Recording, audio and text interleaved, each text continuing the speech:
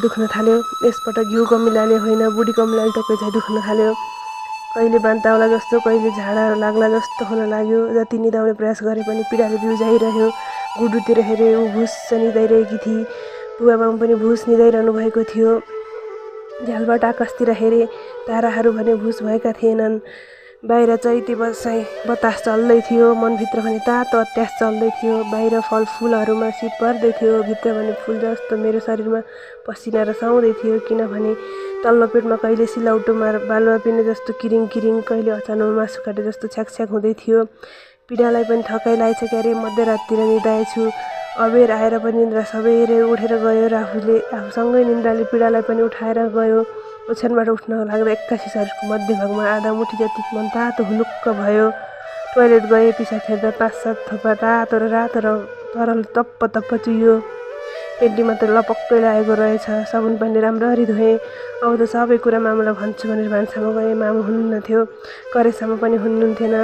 बैठक कोठामा भनेर हुनुहुन्थ्यो र तर बुबा भएकै कारण मामुलाई भन्न सकिनँ। अस्ति भर्खरसम्म बुबालाई मन बाँझेर सबै कुरा भन्न सक्थेँ। अब नसक्ने भएँ।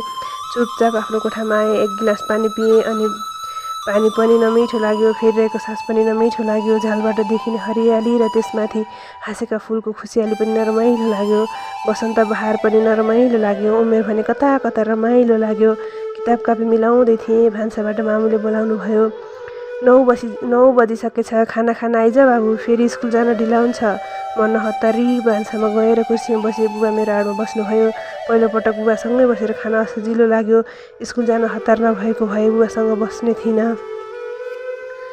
बुबाका आँखाले मेरो अनुहार हिउँदको पातमा जस्तो उदास देखेछन् क्यारे। मेरो कपाल सुमसुम्याउँदै सोध्नुभयो, के भयो बाबु? बुबाले छुँदा पहिलोपटक एक्कासी झस्किएँ। आफूलाई सम्हाल्दै धिमा आवाजमा भने, केही भएको छैन। ढाँट्ने खालकी त होइन यो, तर आज किन ढाँटी भन्ने भावमा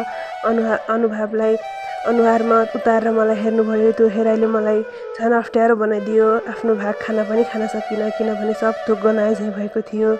मामुले भन्नुभयो, तैँले केही भएको छैन भनेर हुन्छ, अनुहारले सबै थोक भनिरहेछ, के भयो भन् त? बुबासँगै नआउनु भएको भए मामुलाई सब थोक भन्ने थिएँ।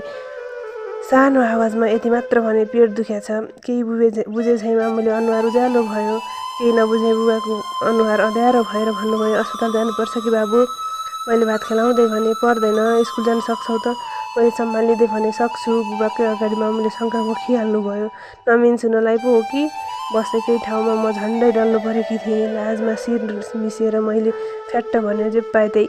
मामुले होसियार गराउनुभयो, यही उमेरमा हो है मिन्छु नि, ख्याल गरेस्। त्यसपछि भने,